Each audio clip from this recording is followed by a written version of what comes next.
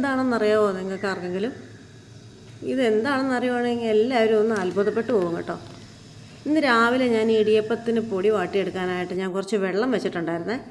ആ വെള്ളത്തിലേക്ക് കുറച്ച് കല്ലുപ്പാണ് ഞാൻ ഇട്ട് കൊടുത്തത്. അതൊന്ന് നല്ലപോലെ മെൽറ്റാവാൻ വേണ്ടി, തിളച്ചിട്ടൊക്കെ നല്ല ഉപ്പൊക്കെ ഒന്ന് മെൽറ്റാവണ്ടേ, അതിന് വേണ്ടി ഞാൻ വെയിറ്റ് ചെയ്തു. കുറച്ച് നേരം കഴിഞ്ഞിട്ടും ഉപ്പെല്ലാം ഒന്ന് വെയിറ്റ് ചെയ്തിട്ടും മെൽറ്റാകുന്നില്ല.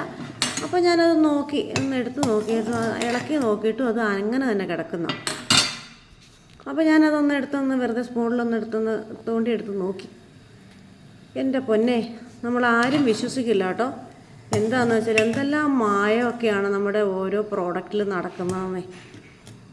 ഇത് അതിൽ നിന്ന് കിട്ടിയ ഒരു പ്ലാസ്റ്റിക്കിൻ്റെ കഷ്ണമാണ്. ഞാനിത് നോക്കി, ഇതിൻ്റെ അകത്ത് വെറുതെ ടേസ്റ്റ് ചെയ്ത് നോക്കി. അത് ഉപ്പൊന്നുമല്ല, ശരിക്കും പ്ലാസ്റ്റിക് കഷ്ണങ്ങളാണ് കിടക്കുന്നത്.